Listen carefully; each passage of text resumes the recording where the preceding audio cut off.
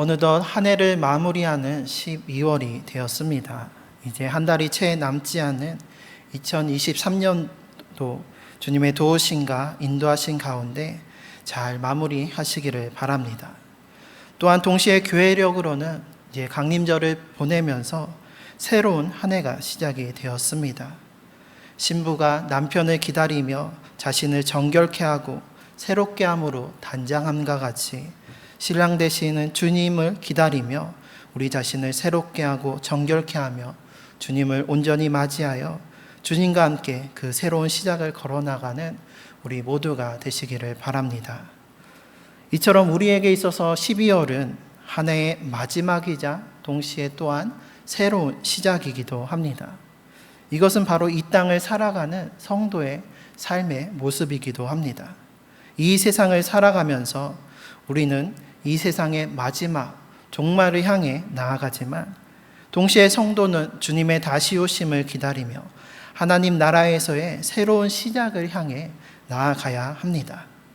이러한 의미에서 강림절은 예수님의 초림과 재림 사이에서 아직과 이미 끝과 시작의 삶을 되새기면서 다시 오실 주님을 기다리는 절기라 할 수가 있습니다.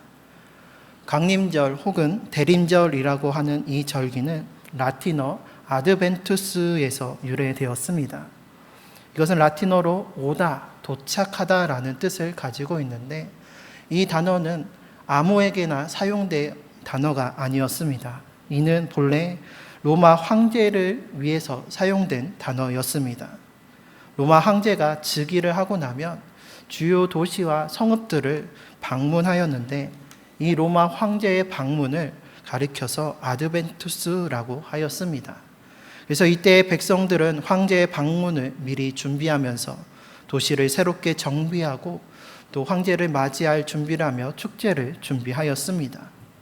하지만 초대교회에서 이 황제의 아드벤투스는 기독교의 세례를 받아서 이전과는 다른 새로운 의미를 갖게 되었습니다.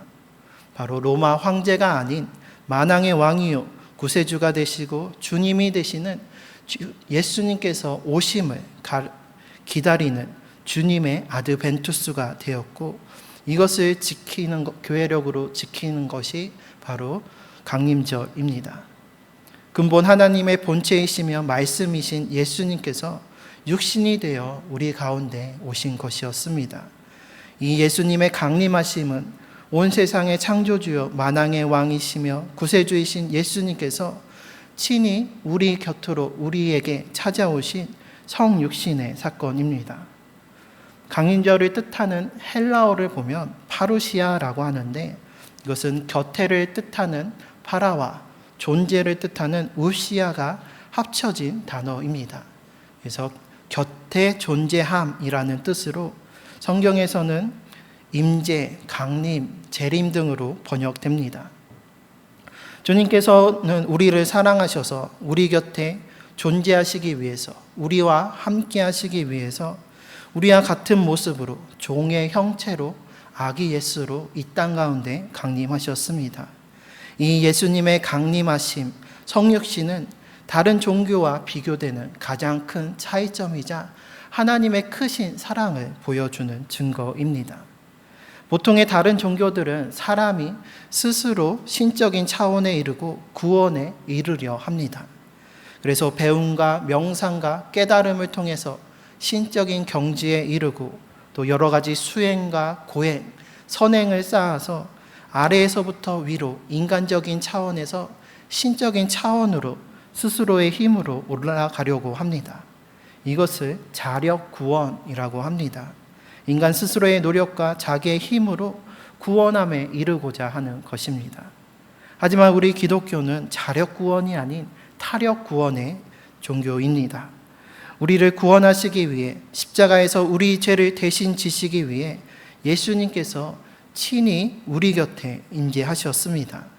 그 어떤 수고나 노력이나 힘으로 구원받을 수 없는 죄인된 우리를 그 죄에서 건져주시기 위해 하늘의 하나님께서 친히 이 땅 가운데 죄악 가운데 찾아오셔서 우리를 만나주시고 우리를 구원해 주시는 것이었습니다. 그리고 또 다른 종교에서 신들이 인간 세상에 강림하기도 하지만 그들은 이 세상의 낮은 자리가 아닌 높은 자리에 임했습니다. 이집트의 경우 왕인 파라오는 정치적인 지도자이자 동시에 종교적인 지도자였습니다. 그래서 이집트에서 파라오는 신의 화신, 신의 현현, 신의 아들이라 칭함받았습니다. 신이 사람의 모습으로 현신하였다, 세상 가운데 임했다라고 믿었던 것이었습니다. 하지만 이방의 신들이 세상에 강림하였다 여겨도 그들은 낮은 자리가 아닌 가장 높은 자리에 임했습니다. 강력한 권위로 백성들을 지배하고 절대 복종케 하는 가장 높은 권세자의 자리에 임했습니다. 사람 곁에, 백성 곁에 함께하는 존재가 아닌 멀리 높은 곳에서 군림하는 지배자였습니다. 하지만 우리 예수님께서는 우리를 사랑하셔서 하늘 보좌의 그 높은 영광을 다 버리시고 초라하고 보잘것없는 낮고 낮은 구유로 오셨습니다. 그리고 이 기쁜 성탄의 소식, 예수님께서 강림하신 이 소식은 당시에 소외받고 비천한 낮은 신분이었던 목자들에게 먼저 전해졌습니다. 높은 자리에서 멀리서 바라보는 것이 아니라 우리 곁에서 함께 하시기 위해 우리의 질고와 슬픔과 고난을 공감하시고 우리의 죄를 대신 지시기 위해 낮고 낮은 우리 곁으로 주님께서 친히 임하셨던 것이었습니다. 이 모든 것은 바로 주님께서 우리를 이토록 사랑하시기 때문이었습니다. 예수님의 강림하심은 바로 하나님의 사랑의 사건이었습니다. 하나님이 세상을 이처럼 사랑하사 독생자 예수 그리스도를 우리에게 보내주셨고 그를 믿는 자마다 모두 구원을 얻어 영생에 이르게 하여 주셨습니다.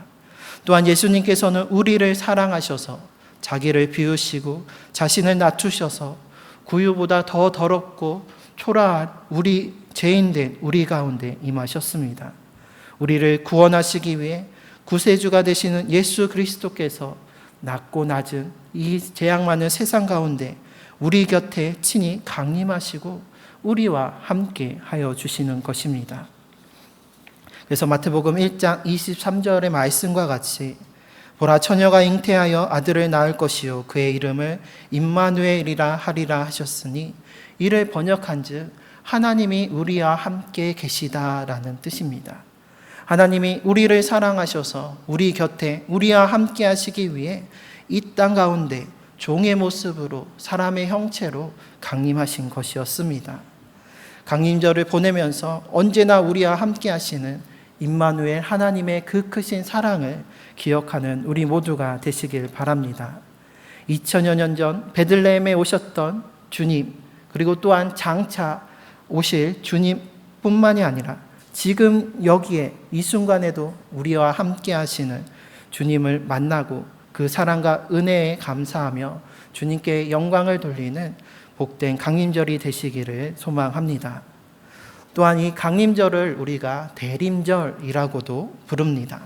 둘 다 주님의 오심을 기다리는 절기의 표현이지만 강림절은 예수님께서 우리 곁에 오신, 우리를 사랑하셔서 이 땅 가운데 오신 그 사랑을 표현하는 것을 강조한 것이라면 대림절은 그 사랑을 받은 성도의 기다림의 자세를 강조한 표현이라고 할 수가 있습니다.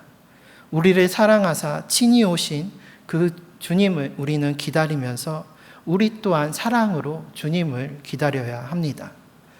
대림절은 성육신하신 예수 그리스도의 성탄의 그 초림의 사랑을 기억하고 기념하면서 또한 다시 오실 예수님의 재림을 기대하고 기다리는 시간입니다. 초대교회 성도들은 예수님의 초림과 또 십자가의 죽음과 부활, 승천을 경험하고 또 그 증언을 직접 들으며 다시 오실 주님을 기대하고 기다렸습니다. 이것은 오늘 본문의 고린도 교회도 마찬가지였습니다. 오늘 본문 7절 말씀을 다시 보면 너희가 모든 은사에 부족함이 없이 우리 주 예수 그리스도의 나타나심을 기다림이라 라고 고백하고 있습니다. 고린도 교회는 모든 은사에 부족함이 없이 예수 그리스도의 나타나심, 곧 예수님께서 다시 오실 것을 기다렸습니다. 여기서 기다린다라는 표현은 그저 시간을 보내며 시간이 지나가기를 기다리는 것을 이야기하는 것이 아닙니다. 헬라어 원문으로 보면 이 기다림이라는 단어에는 강조를 나타내는 접두어가 붙어져 있습니다. 그래서 원문의 의미를 보다 더 살린다면 우리 주 예수 그리스도의 나타나심을 열심히 간절히 기다림이라 라고 번역할 수가 있습니다. 고린도 교회는 부족함 없는 은사로 주님의 나타나심, 주님의 오심을 간절히 또 열심히 기다렸습니다. 그 고린도 교회에게 주님께서 주신 은사가 무엇이었습니까?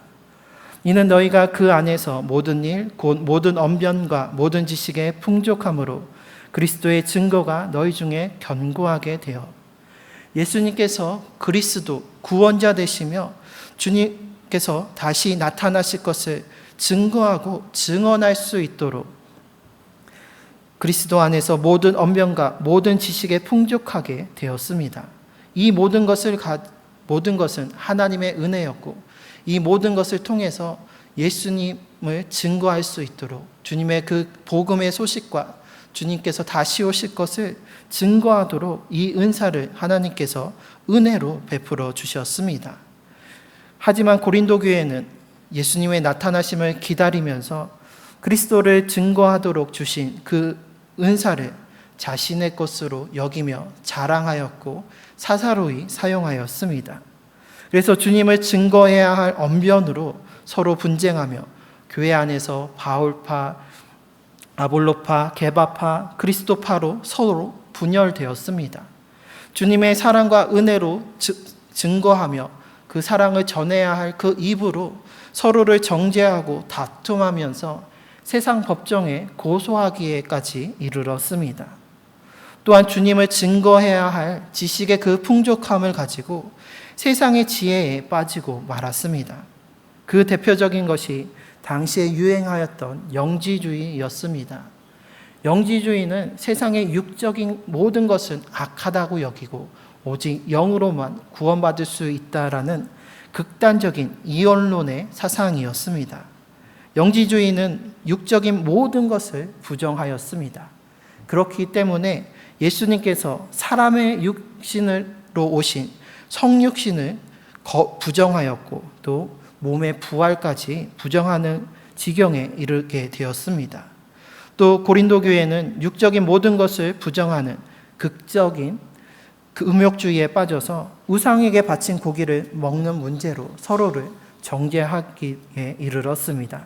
또 반대로 육이 아닌 영으로만 구원받으니 육적인 것은 마음대로 해도 상관없다라고 여기면서 극단적인 쾌락주의에 빠져 음행에 빠지기도 하였습니다.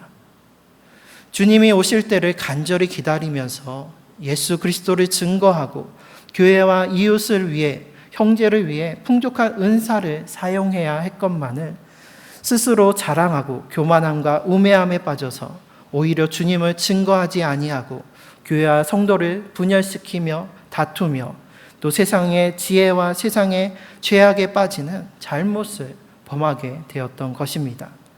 풍족한 은사가 있었음에도 간절히 주님의 나타나심을 기다렸음에도 이러한 죄악과 잘못에 빠지게 된 것은 바로 그 안에 사랑이 없었기 때문이었습니다. 고린도 교회에는 풍족함과 언변과 지식의 풍요로움과 은사는 있었지만 정작 주님을 향한 또 이웃과 형제를 향한 사랑이 없었습니다. 그래서 주님께서 은혜와 사랑으로 주신 그 은사를 나의 능력과 나의 자랑으로 여기면서 하나님보다 자기 자신과 세상의 것을 더 사랑하는 교만함에 빠졌던 것이었습니다. 또한 하나님의 사랑으로 형제를 사랑해야 했건만 그 사랑 없이 자기의 의를 자랑하며 서로를 비방하고 정죄하기에 이르렀던 것이었습니다.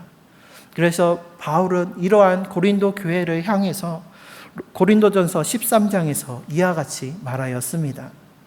내가 사람의 방언과 천사의 말을 할지라도 사랑이 없으면 소리나는 구리와 울리는 꽹과리가 되고 내가 예언하는 능력이 있어 모든 비밀과 모든 지식을 알고 또 산을 옮길 만한 모든 믿음이 있을지라도 사랑이 없으면 내가 아무것도 아니요 내가 내게 있는 모든 것으로 구제하고 또 내 몸을 불사르게 내어줄지라도 사랑이 없으면 내게 아무 유익이 없느니라. 모든 언변과 지식과 모든 은사와 믿음이 있다 할지라도 사랑이 없으면 아무 소용이 없습니다. 아무리 열심히 간절히 주님의 오심을 기다린다 할지라도 사랑이 없으면 아무 소용이 없는 것입니다. 바울은 고린도전서를 마무리하는 16장에서 이에 대해서 다시 한번 명확하게 언급합니다. 바울은 편지를 마무리하면서 다시 한번 신신당부하며 이렇게 강조합니다. 누구든지 주님을 사랑하지 않는 사람은 저주를 받으라. 마라나타 주님 오시옵소서. 마라나타 주님 오십시오 외치면서 다시 오실 주님을 기다릴 때에 우리는 주님을 사랑함으로 기다려야 합니다. 만일 주님을 향한 사랑이 없다면 아무 소용이 없습니다. 아무리 많은 은사와 달란트를 가지고 있어도 열심으로 주님을 기다린다 할지라도 주님을 사랑하지 않으면 그 사랑이 없으면 주님이 다시 오실 그때는 저주와 심판의 날이 되고 영원한 끝의 날이 됩니다. 그렇다면 우리는 어떠합니까? 주님께서 다시 오실 날을 기다리며 살아가는 지금의 우리는 그 시간들을 행복한 시간으로 보내고 있습니까? 아니면 저주의 시간으로 보내고 있습니까? 생텍쥐페리의 소설 어린 왕자를 보면 어린 왕자와 친구가 된 여우가 다음과 같이 말하였습니다. 내가 오후 4시에 온다면 나는 3시부터 행복해질 거야. 시간이 갈수록 그만큼 나는 더 행복해질 거야. 대림절을 보내면서 주님의 오심을 기다리는 우리의 기다림이 이와 같이 되기를 소망합니다. 사랑하면 기다림의 시간은 행복의 시간이 됩니다. 시간이 지나갈수록 고대하던 만남의 시간이 점점점 다가오기 때문입니다. 그 사랑하는 사람과 만나서 어떠한 이야기를 나눌지 또 어떠한 일을 함께 할지 기대하면서 그 소망이 커지고 그 기다림의 시간은 갈수록 더욱더 행복해져만 가는 것입니다. 그렇기에 사랑의 기다림은 곧 행복의 시간입니다. 하지만 사랑이 없는 기다림은 아무런 의미 없는 시간이 되고 아무런 소용이 없고 지루한 시간에 불과합니다. 그리고 그 끝은 저주와 심판과 영원한 형벌이 기다리고 있을 뿐입니다. 매년 찾아오는 대림절이지만 그저 습관적으로 수동적으로 그저 시간을 보내는 것이 아니라 주님을 사랑함으로 또한 주님께서 우리를 사랑하셔서 우리를 찾아오신다는 그 사실을 기억하면서 간절한 기다림으로 주님 만날 날을 기대하고 고대하며 주님을 맞이할 준비를 하는 우리 모두가 되시기를 바랍니다. 때로는 그 기다림의 시간이 너무 긴 것만 같고 또 그 기다림 가운데 세상의 환난과 시험과 유혹들이 또 세상의 고난과 역경들이 찾아올 때도 있습니다. 하지만 주님께서 반드시 다시 오실 것이라는 그 믿음과 또 주님께서 다시 오실 때에 이루실 그 새 일에 대한 소망 그리고 그 무엇보다도 주님을 사랑하는 사랑이 있다면 능히 그 모든 것을 견디고 버티며 이겨낼 수 있습니다. 이 세상의 것보다 더 귀한 하늘의 보화와 하나님 나라에 우리의 처소가 예비되어 있기 때문에 우리가 근심하고 염려하고 두려워할 것이 없는 것입니다. 우리의 삶은 비록 이 세상에서는 종말을 향해 나아가지만 주님께서 다시 오실 것이라는 그 믿음과 또 주님께서 이루실 새 일들을 소망하며 주님께서 언제나 우리와 함께 하신다는 그 영원한 사랑을 기억하면서 날마다 우리의 삶이 하루하루 갈수록 시간이 지나가면 지나갈수록 더욱더 주님께 가까이 나아가며 주님께서 주시는 참된 행복과 평안과 기쁨을 누리는 복된 삶을 살아가는 우리 모두가 되시기를 바랍니다. 그리고 마지막으로 더불어 하나님을 사랑하는 그 사랑으로 이웃을 사랑하고 서로를 사랑하는 우리 모두가 되시기를 바랍니다.